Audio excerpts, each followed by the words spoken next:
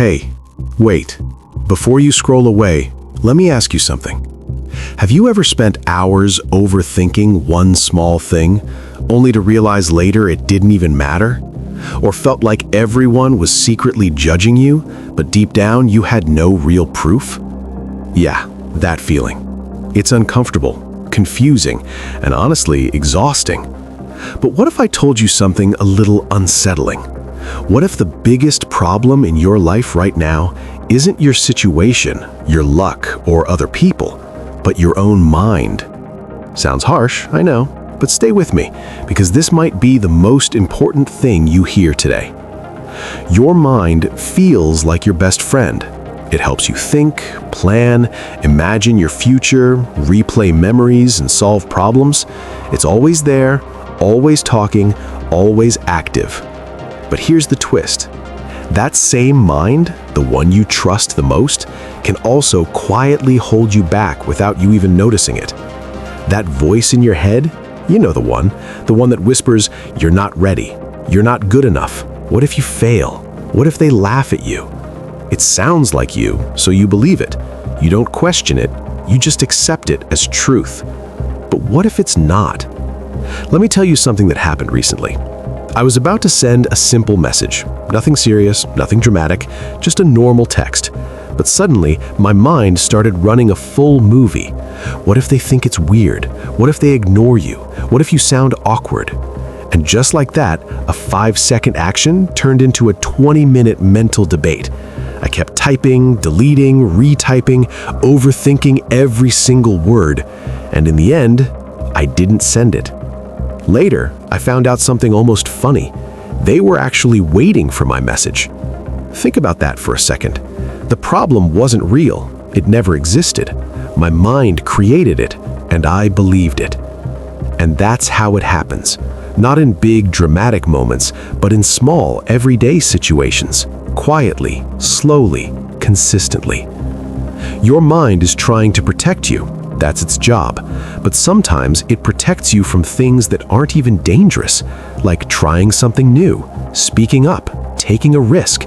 It treats discomfort like danger, and you react as if it's real. Imagine this. You're walking at night and you see something on the ground. Your brain instantly says, "Snake." Your heart races, your body freezes, your fear feels real. But when you look closer, it's just a rope. That's exactly how your mind works most of the time. It says snake when it's just a rope. And because it feels real, you don't question it, you react. Now let's talk about overthinking, the thing almost all of us do. You replay conversations in your head like a broken record. You analyze every word, every reaction, every pause. Why did I say that? I should have said something else. They must think I'm weird. Meanwhile, the other person? They're already moved on. They're thinking about what to eat, scrolling through their phone, or deciding what to watch next. You're not even on their mind. But your mind doesn't tell you that. It turns a tiny moment into a full-blown crisis. And then there's comparison. You open social media for just a minute, and suddenly everyone seems ahead of you. More successful, more confident, more attractive, more everything. And your mind quietly says, "Look at them, now look at you." But what you're actually doing is comparing your real, messy, behind-the-scenes life to someone else's perfectly edited highlights. It's like comparing your practice session to someone else's final performance. Of course it feels unfair, because it is.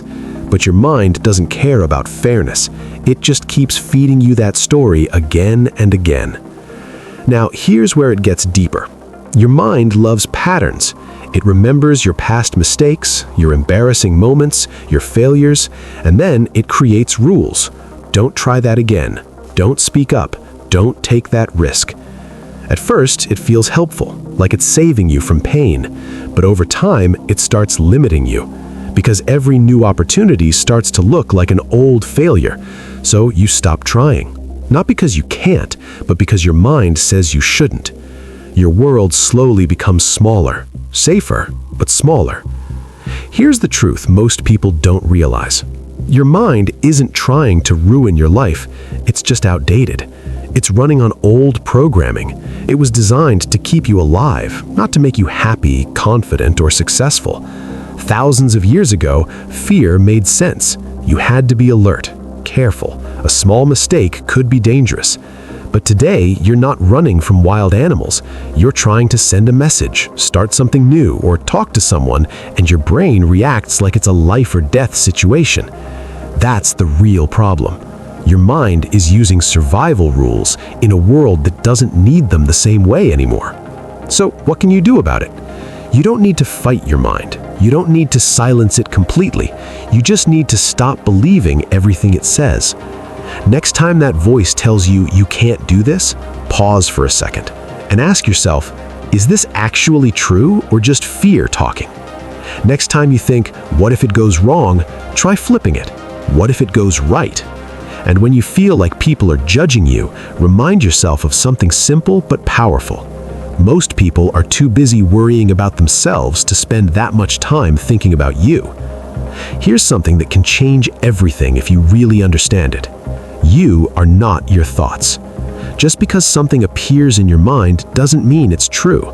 Thoughts are like clouds. They come and go. Some are dark, some are light, some are meaningless. You don't have to chase every cloud in the sky, but most of us do. We grab onto the negative ones and treat them like facts, and that's where we lose control. Because the moment you start believing every thought, you stop questioning them. But the moment you step back and observe them, everything changes.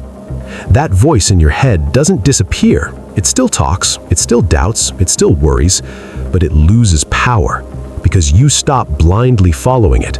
And slowly, something shifts. You start doing things you were afraid of. You speak up more. You take small risks. You try again, even after failing.